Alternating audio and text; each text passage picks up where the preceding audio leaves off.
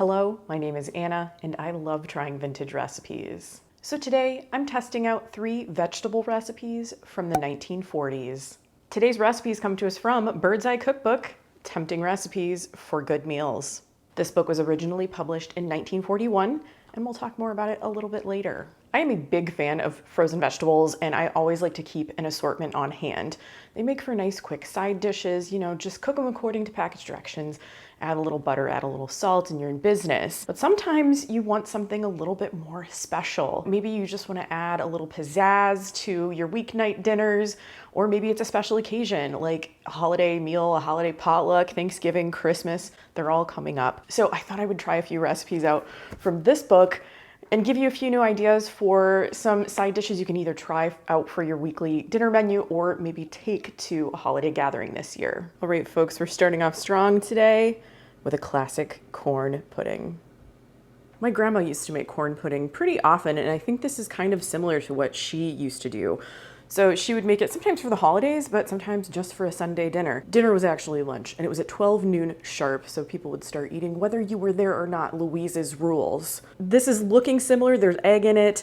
It does say 1 box of Bird's Eye golden sweet corn thawed. Back when this cookbook was published, frozen vegetables often came in boxes, and usually they were between 10 and 12 ounces. And in fact, there's a picture of a box of a Bird's Eye frozen fruit or vegetable, and it says 12 ounces at the top here. So for these recipes, I'm just going to be working under the assumption that they mean a 12-ounce box, because every recipe is like a box. It's going to be a 12-ounce box. And I am cutting this recipe in half, so I will be using 6 ounces of corn. I've started by melting half a tablespoon of butter in a small skillet. To that, I'm adding half a tablespoon of flour, 3/4 of a teaspoon of salt, and a pinch of black pepper, and 1/4 of a teaspoon of sugar. So I'm gonna just stir that all together for a moment.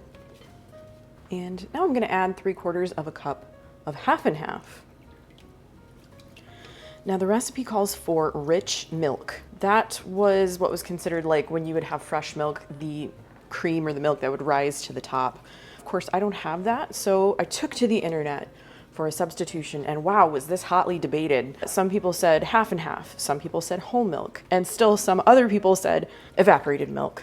I just went with half and half because, well, I had it, and I think it's gonna work just fine. I'm basically making a little bit of a white sauce right now. Whoa, I made a little bit of a mess. I think whatever you choose to use is gonna work best for you.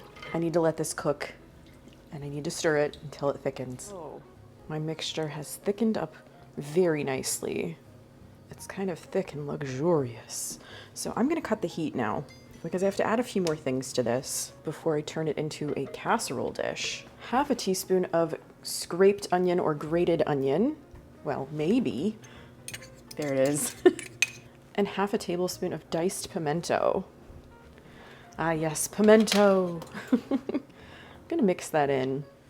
So I opted to take this completely off of the stovetop because I need to add a little bit of beaten egg to it. I say a little bit, I mean one beaten egg. I let this egg come to room temperature before I cracked it open because it just, you're adding an egg to something that is hot or warm. You're gonna have a little bit of a better outcome if your egg is not freezing cold. So I'm just adding a little at a time and whisking it in so that it doesn't scramble. Simple ingredients, but really, I think this is gonna be pretty tasty. And now I need to add the corn. I have 6 ounces of frozen corn here that I have thawed. I just ran some room temperature water over the corn while it was in a colander. You just add it to your sauce here. While I've been mixing this together, I have been preheating my oven to 350 degrees. I have a casserole dish. This is one that I don't get to use very often. It's not a 1 quart. It's tinier than that. I think it's like 700 milliliters, so it's small but tall. This is Spice of Life. That's the pattern. And I'm gonna put my mixture in there. We'll see how well I do. I think we're doing just fine. I'm gonna bake this, but in order to bake this, I have to set it in a pan with some hot water. Does it fit? It fits. And I've been heating a bit of water in my kettle. This is not boiling, this is just hot. Normally I do this like in the oven. I will set the pan in the oven and then I fill it with water, but I feel okay about the stability on this one. So we're gonna go like halfway up the side. Now I have to bake this in its little water bath at 350 degrees for 1 hour. I love the way this looks and I love the way this smells. Oh my gosh, I'm so excited to try it. Just visually, it does look a bit different than what my grandma would do. I think hers was a little bit more heavy on the corn. This is a little bit more custard-like.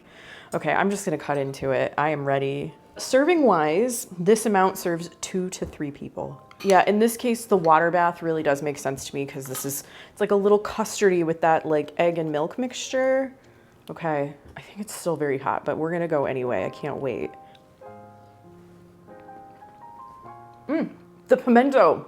The pimento is so good with this. And it's really well seasoned too. I love being able to take a frozen vegetable and like turn it into something fantastic like this. Oh my gosh, this would be, I think, very well received at a holiday like a Thanksgiving or Christmas potluck. Just make it on a weeknight, a little bit special. My friends Arnie and Doug from PepperTreeVilla just published their first cookbook, and it's called 25 Must-Bake Cookies or Christmas is Ruined. If you don't know about PepperTreeVilla, they do a weekly live stream here on YouTube. Every Monday evening, they talk about food, culture, crafts, decor tips, especially Christmas decor. They really love Christmas over there. And it's just a fun watch. There's also an interactive chat. I have been a guest on the show. That was super fun. So definitely check them out. I will link them in the description down below. I sat down with them and interviewed them about their new cookbook on a virtual book tour. So let's hear what they have to say about it. So we have Doug and Arnie from PTV here to talk about their cookbook. So what inspired you to write this cookbook? We have been talking about doing a cookbook for years, but had never really pushed the button yet to do it. You kind of say, oh, nobody's going to want something like this. There's zillions and zillions of cookbooks. Who's going to buy? How can I differentiate it? It was kind of a triple dog dare you kind of thing. We had a gentleman that was a YouTuber said something to the fact of, oh, you guys need to do and release like 25 Christmas cookies or something. And I'm like, no, that's not going to happen. The way it was is he says you should be doing what is like Vlogmas. Vlogmas. Yeah. I could never do Vlogmas. It's too much. So I thought, if we start now, we could edit video very quickly and do it. Turns out it was a lot of work. That was a seed, but my nostra goes back for about 25 years. There's a gal that is a huge foodie of mine. She was a huge cookbook collector. And we were out at dinner or hanging out, and we always said, one of these days, it would be cool to write a cookbook. But back in those days, it was really hard. You couldn't do the self-publishing that you could do now. So I always brushed it off. I didn't know. And decades passed because I'm like, nobody wants to hear about my recipes. Even though there's people are out there that do care, you just are self-doubt. Yeah, self-doubt. Yeah. It's more people than you think, and I feel like you maybe found that out with your YouTube channel. For 5 years, we've always had people go, oh, you guys make incredible food. We post it. And again, I keep on brushing it off. And we just took the plunge. You know what? I just have a brilliant idea. Let's do a cookbook. It was kind of like a light bulb moment. I feel very honored because you announced the cookbook when I was a guest on your show. We did. That was around that time. Yeah, and so he looked at me and then immediately he said, and we could do videos of each. And I'm like, no, this is huge now. Gotta have that like video aspect of it. I have really been enjoying the shorts though that you guys have been putting out there. It's getting me really, really excited to get my copy of the cookbook and start baking. I'm glad you've liked the videos because each recipe in the cookbook has those videos attached by a QR code. You just scan the QR code on the page. Here's the book, so here it is with beautiful foil. And I'm a graphic designer, so when I was thinking of how can I get this printed, and I knew from in the printing world, because I am a print designer, I knew what it would look like. And I'm like, let's see if let's add foil. I kept on adding and adding and adding. It was like a designer thing. It just turned out, so each page, has a picture. Yeah. And a QR code. Oh, I see. Okay, the QR code. Oh, how cute. It's on the present. Yes, Yeah. because Oh, QR codes can get ugly for us oh, designers, they sure but can. it He disguised it. it was really Yeah. designed on purpose. And Right. Well, being a and the spiral designer, binding. You know, I mean, I love a spiral binding. I It lays flat. You don't have to Mhm. worry about it closing on you. Especially when you're baking. That's a feature I really love. And you made the spiral red, so it's very Christmas themed. a lot of stuff was again was deliberate because there's a lot, I call it Easter eggs. If anybody out there is a big Disney fan, they put little hidden things in it that mean to of other things. If Oh, you I'm follow us on excited. our channel, you'll see Easter eggs throughout the book. Yeah. When you were thinking about the recipes, like how did you even come up with the recipes? Did you test them? Were there some that just like didn't make the cut? We came up with a list of about 60 cookies. Yeah. So some just didn't even get baked. Hmm. No. We didn't Yeah. just take recipes from elsewhere. We wrote these. You Yeah. wrote them, you developed them. Yes, Yeah. that's the case for most of them. For instance, the first one is something that we've worked on for years. It's our sugar cookie recipe. Yeah. Then Ooh, we also had our okay. gingerbread that we worked on for years. The peanut butter recipe that I put included in this book. I worked on that for 10 years. We ended up mastering that. And these we've done probably for the past 20 some odd years. Hmm. So some of these are that old, some are family. So in a way, a little bit of this book is a little bit to ourselves. I can tell Sure. you there's one there that was a recipe that my mom made for Is that the years. snowballs? The snowballs, Yeah. yeah, that recipe my mom made for years. And if that cookie was not made, Christmas was ruined, according to my older brother. I love that. That inspired the name. How fun. You're asking how did we like combine it? In Yeah. my brain, I'm like, I've have thousands, no joke, thousands of Yeah. cookbooks. We can't have just all chocolate. So I wanted so much chocolate, so much nuts, so much this, and I wanted to no bake. I was being very methodical of, let's have this, let's have a couple bars. And we wanted to make sure there were a couple of shortbread at least. And a lot of these recipes, I've only had these on a sheet of paper. And I kept on saying to myself, type these out. If I lose the sheet, it's gone. It's Some of these over. recipes Yeah. are so cherished. You asked us about the cookies that didn't make the cut. We did not put No. a chocolate chip cookie in. I feel like there are so many chocolate chip cookie recipes out there. I know it's a standard cookie out there, but I mean, we all like them, but yeah. it's a good cookie. Yeah. Who Oh does no, not it's a like a great good cookie. Christmas time calls for the special cookies, you right? know? Right. Like chocolate chip is something that we kind of have year round. And then during the holiday season, from like Thanksgiving through Christmas, etc., like whatever holiday you celebrate, that's when you bring the really special stuff out. There were two recipes specifically that we wrote Hmm. from scratch by doing research. Chocolate turtles. That one is I'm really absolutely excited about mind-blowing. that one too. And then our almond frangipane Oh cookie my is God. just That's also dynamite. great. And there was one recipe we made a couple years ago, and then I modified it because I wanted to give it a little bit more pop. He took the samples to work because when we made them, they had to go out because you have 25 Oh, cookies. heck You yeah. can't eat them. I'm working on Go. my cookie videos right now, so I understand.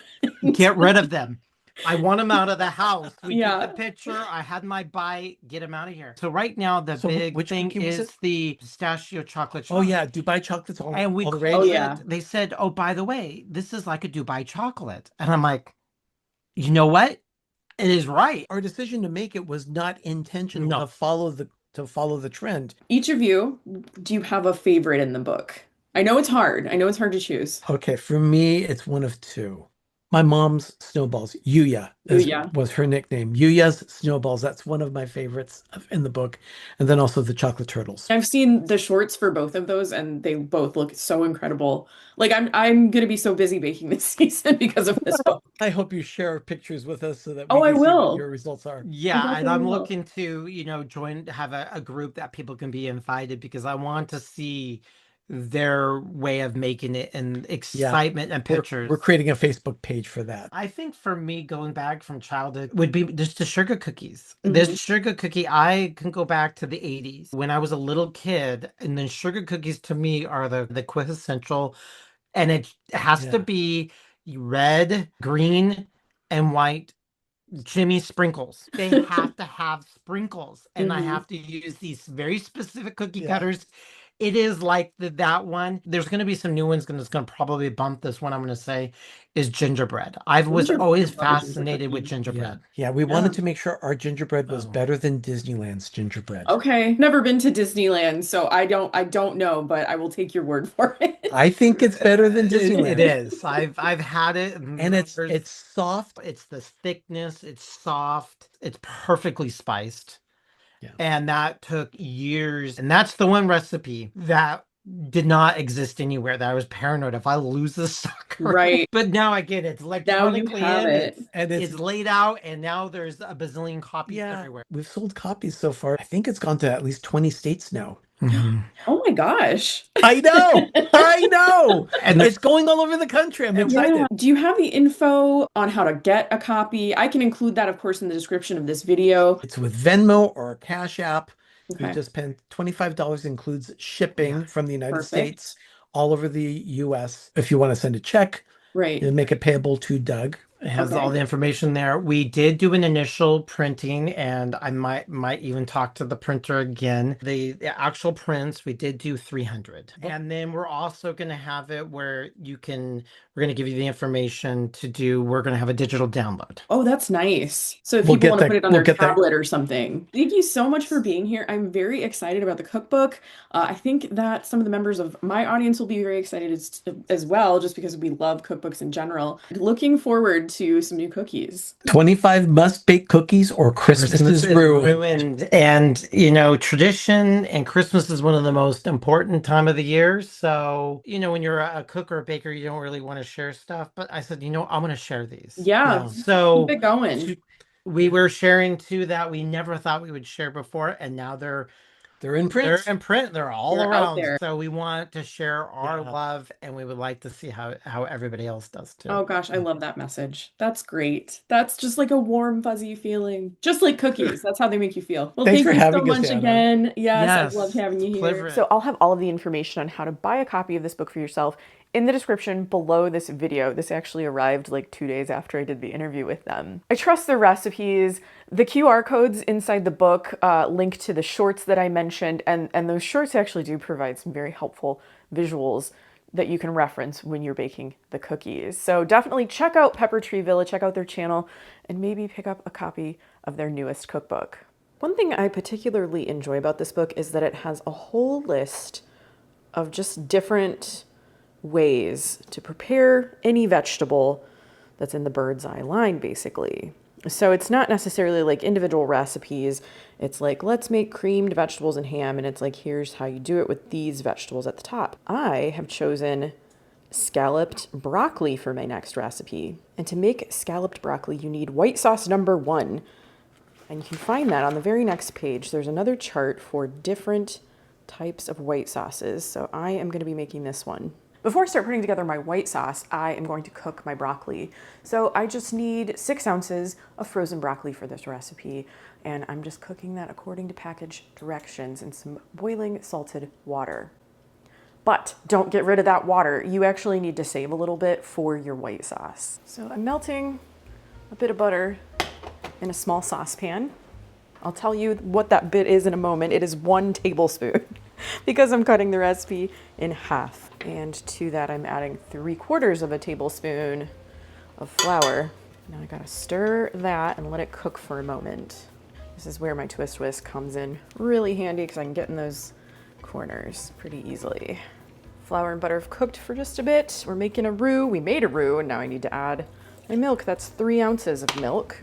I am making a bit of a mess on this stovetop, but I will tell you that it is very easy to clean. Say what you will about induction cooktops, they wipe clean super easily. I need to cook this for about 2 minutes until it has thickened. That is very thick, and now I need to add my vegetable liquor, as they call it. It's just the cooking liquid that you used to cook your broccoli, and in this case, it is about 1 ounce.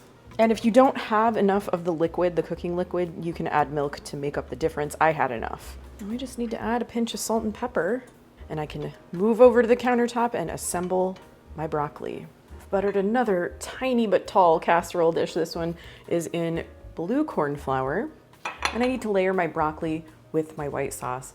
I truly feel Like if you can make a good white sauce, there's so many different things you can do and so many different dishes you can make. It's the start of a cheese sauce, or you can make, you know, cream gravy or whatever. There's a lot of things you can do with a white sauce, and it's pretty basic ingredients. So I'm gonna put a layer of broccoli in the bottom here. I did spring for the broccoli florets rather than the broccoli cuts. It's a special occasion. So I'm gonna layer a little white sauce or broccoli. I think I wanna end with white sauce. Well, I really wanna end with buttered crumbs. That's like the pièce de résistance, that's the topping. This is another instance where we're gonna bake this in a water bath.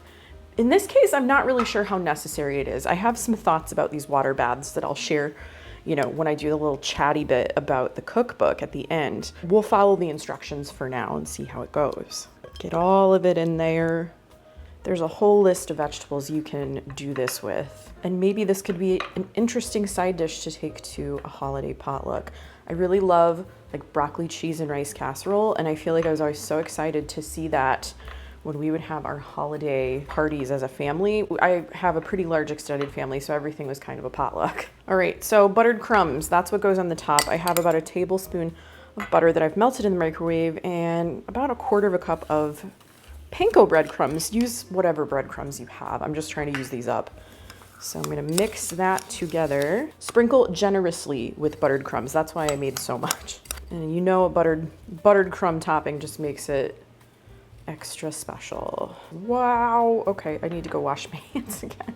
And I have another 1 quart casserole dish because, like I said, you have to bake this in a water bath. It says you have to bake it in a water bath. We'll find out how necessary it is on this particular dish. Again, I've got some water that I've heated in my electric kettle. Not boiling, just hot. About halfway up, like halfway up the side of the dish. So now I need to bake this at 450 degrees for 20 minutes. Those crumbs, those buttery crumbs get me every time. I think they just make a dish look so good and so appetizing. All right, we're just gonna try a little bit. Again, with this recipe, it's pretty basic ingredients, but maybe a way to present vegetables, you know, in a more interesting fashion. Get someone to like broccoli if they're not so sure about it. I'm glad I got the florets because I think they're a little easier to eat than the cuts sometimes. So I'm gonna get a little bite, get some crumbs.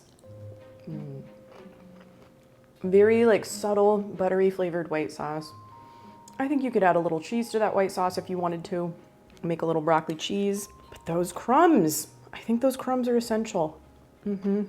I feel like if you made this and presented it to someone, they would have no idea how simple the ingredients were, how few ingredients there are in this. It is so good. Sorry, can't stop saying it. Do I think the water bath was necessary on this one? Not so much. The water bath is used when you need some really gentle cooking, like you do for a custard or like that corn pudding, you know, like an egg and milk mixture. This didn't have a ton of liquid in it. So I really think you could avoid that extra step. Just make your white sauce, layer it, put the crumbs on top and bake it, and you would end up with like a pretty similar result. You know, ovens today, a lot of times the temperature is pretty well regulated. You should have a thermometer in your oven or on hand to check the oven temperature, see if it needs to be recalibrated. But, you know, nowadays, reasonably reliable compared to like if you were cooking on a wood stove or like a wood-fired oven. That's very hard to regulate the temperature in those kinds of situations. So, you know, that could be why the water bath was mentioned in this recipe as well. I got too cold and had to put a sweater on. But anyway, I am making glazed squash pudding for my final recipe. This recipe requires frozen squash. It says 1 box bird's eye cooked squash thawed. Frozen squash is not quite as easy to find as it once was, especially not in this form for me anyway. Like the stores around me didn't really seem to have it. And even frozen squash in cubes was kind of like a little bit tough to find. One store carried it, but they were out of stock. I did find it at my local Giant Eagle. I remember growing up, you could get these boxes of cooked squash that was like pureed or mashed already. What I purchased was frozen uncooked squash in cubes. So I went ahead and I cooked it. It was like a steam-in bag and I went ahead and mashed it. So this is where I'm going. This is what I'm starting from because I think this is what they mean. If it's not what they mean, that's okay too, because this is not that serious. It says combine squash with 2 tablespoons of melted butter, which I happen to have right here.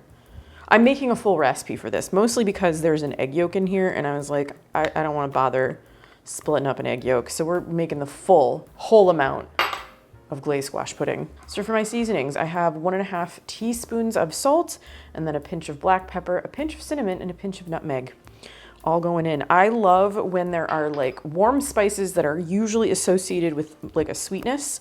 So the cinnamon and the nutmeg mixed with black pepper. I think that is such a fun, zingy combination. Claire Saffitz has a ginger cookie recipe. I think it's in her first cookbook, Dessert Person.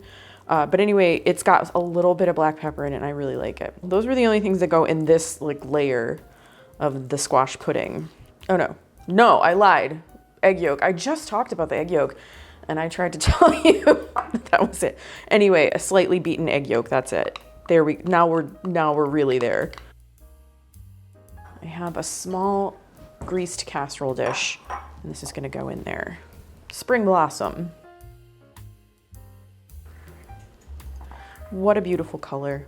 What a beautiful color. Set it aside. Get this out of the way. So now I have to work on the topping. And normally this is something I probably would just smash together with a fork, but it says to cream the butter. And you know, if this is being made for a special occasion, we're gonna do it the special way. So I have some softened butter here. Plus I just kind of want to see, like, does this even make a difference? If it doesn't, and I want to make this again, I will just mash this all up with a fork. I'm gonna cream the butter just a little bit. That was 2.5 tablespoons of butter. Now I need to add 1/3 cup of brown sugar. I think a teaspoon. It's only a teaspoon of flour. So I creamed this butter sugar flour mixture for over 2 minutes. I mean, kind of like I was making cookies or something. I don't know if it was totally necessary, but I wanted to try it that way anyway. So now I need to spread the sugar mixture on top of my squash. Yeah, the squash layer is not super, oh, I lost some. Counter's clean, we're gonna use it. Shh, don't tell. The squash layer's not super solid or anything, so I don't know how spreadable it's gonna be. We'll try. My grandma would often grow very strange squash. You know, my grandparents would plant different types of squash in their garden, and sometimes they would like morph into Franken squash.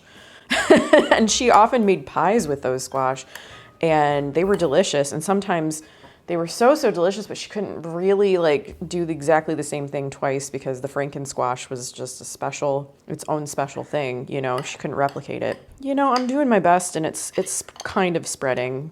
You know, I tried. Okay, we're doing another water bath. This is an 8x8, I believe. Yeah, baking dish. I'm gonna put this inside, and then I'm gonna put my water around it like I did for the other casseroles. You know the drill.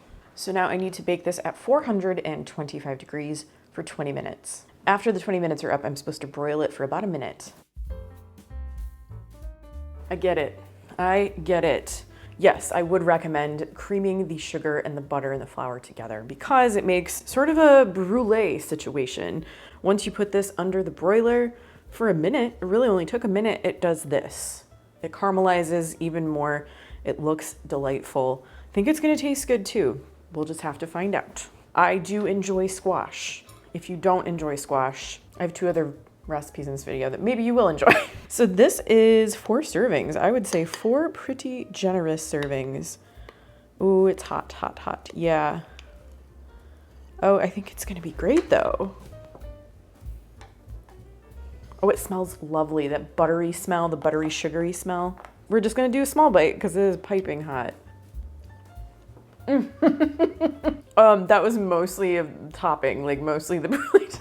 It was really sweet. I mean, delicious, but like shocking. It's got like a salty, buttery quality to it too. I'm gonna get like a bigger bite with more squash in it. That was shockingly delicious. Oh my, that is really delicious. Sweet and salty and buttery and like all the good things. Fall flavors, comfort food. Oh my gosh. Another recipe that does not look like much. Really basic stuff in this. Yeah, I would like order this at a restaurant. The Bird's Eye Cookbook, Tempting Recipes for Good Meals was originally published in 1941. And the overall general tone of this cookbook is enthusiasm. I have never before seen so many exclamation points, so many sentences that are just really trying to convince you of, the frozen foods industry, convince you that it's great and it's the best and it's gonna revolutionize your life. Let me show you again the cover. This book is in pretty good condition. It does have some fading. I'll show you the back. But I think the photographs in this are just beautiful. And then we also have some really fun illustrations in here as well. It also has a few nice images of product packaging, which is something I love to see in vintage cookbooks. It is also very helpful, especially when a recipe from the past says 1 box of something or 1 package of something. It does kind of help you understand package sizes from the past. And in fact, I did miss this part because it is all the way in the back of the book. We have a chart here called "These are the facts about Bird's Eye Foods." And it has a whole list of most, or if not all of the foods in their line at this time and the size of the packaging. So that would have been very helpful to me. But luckily I was pretty much right about estimating 10 to 12 ounces per box of fruits and vegetables. There are a few in here that are bigger or smaller. The Bird's Eye line was pretty extensive at this time, 1941. I don't know that they still carry or produce all of these things.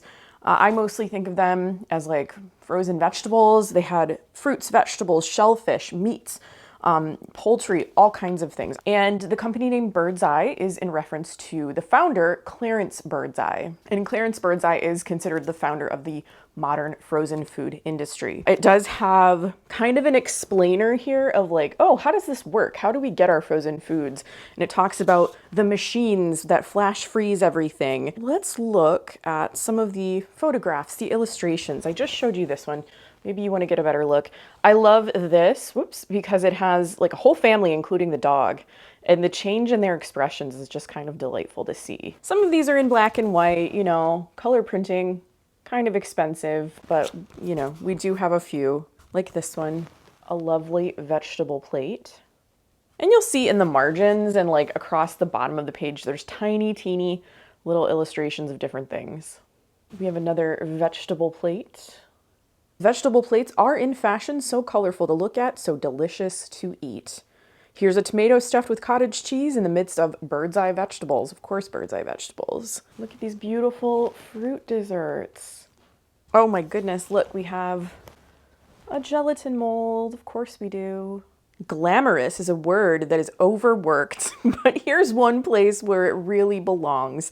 Luscious Bird's Eye peaches are held in a shining mold of orange jello. Glamorous is a word that is overworked. I love that. Oh, guaranteed to satisfy. So they had over 60 varieties of food at the time this book was published. I think nowadays we're mostly used to seeing frozen vegetables in bags in our freezer section. You can still occasionally find them in boxes. I most often see frozen spinach this way. If you're gonna see something in a box, at least where I live, it's probably gonna be frozen spinach. And even then, I don't see those boxes in every grocery store. Let's talk about the recipes I tried today. First off, I want to address the water bath situation. I talked a little bit about it while I was preparing all of these dishes. I think in the case of the corn pudding, yes, it was a good idea to have a water bath. But the other 2 dishes I made, I'm not sure that it's actually necessary. I primarily cook in a water bath if I'm making a custard. So it did make sense for the corn pudding, but not as much, I think, for the other 2 dishes.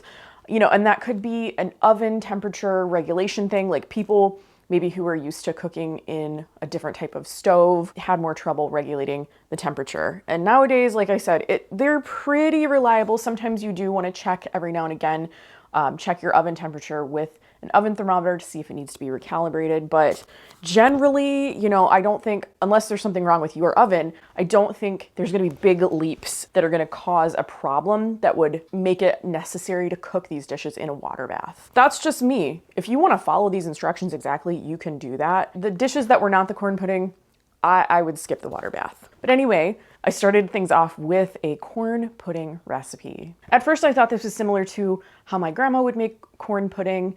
It wasn't. It was a little bit more custardy. It was very delicious though. I especially liked the pimento in this. I use pimento in a lot of vintage recipes. A lot of casseroles and things call for pimento. You know, it adds a nice color. It does add a nice flavor, but I think especially in this dish, it really complemented the corn. Corn is kind of a common side dish at a holiday meal, I think especially Thanksgiving. So if you're looking for a different way to prepare it this year, this might be one that you want to try. The second recipe I tried was scalloped broccoli. And I've heard of like scalloped potatoes, scalloped corn. That's kind of the end of my scalloped experience. But this chart gave a whole bunch of vegetables actually that you could try cooking the scalloped way. This was delightful. It was very easy to put together, but tasted so impressive. Not enough work went into it to make it taste as good as it did. That's if that makes sense. It kind of reminded me a little bit of like a broccoli cheese casserole, not quite as cheesy. The white sauce itself was more like buttery and delicious and velvety. If you wanted to turn it into a cheese sauce, just make the white sauce and add cheese to it, and that's it. And of course, it had a buttery breadcrumb topping, which makes everything extra special. I think if there's someone in your life, maybe especially a kid, who's like, I hate broccoli, this might be a way to get them to at least try it. Just to like try it a different way. Sometimes I think if our first experience with a vegetable isn't positive, like if it's not prepared well or seasoned well, maybe that kind of turns us off to that particular vegetable for the rest of our lives. And you know, it doesn't have to be that way. So this could be a good way to introduce a new vegetable into someone's life. My final recipe was for glazed squash pudding. And I found something that confirmed my suspicions, my thoughts about how squash was presented back at this time versus like how I was able to purchase it now. It says bird's eye squash is for lazy folks. I don't believe that. I don't think you're lazy. Like, do whatever you have to do to get your dinner on the table. This is the cookbook. Those are the cookbook's words. I'm not calling you lazy. The work has been done and there's no waste to bother with. This squash is already cooked and sieved. It needs only to be heated piping hot, seasoned to taste, and served. So it was already cooked. It was already like mashed or sieved. So what I was saying about the recipe calling for like pre-cooked, mashed or like sieved squash was right. So I did the best that I could with what I had. I found butternut squash cubes that were frozen, so I cooked them and I mashed them myself. And I think it worked out well. This dish was delicious, like, you know, kind of halfway between a dessert and a side dish, like a savory side dish. Had a lot of delicious buttery, salty qualities to it, but that topping. Let's talk about the brulee topping. I was very skeptical about whipping together the butter and the sugar and the flour. I was thinking, oh, I just do it with a fork. I think the best way to do this is to actually beat those ingredients together until they're smooth and then spread it across the top, you know, bake it however you bake it and then broil it, because it does make for like a nice sugary, crisp, crunchy topping that sends this dish like just kind of like over the top.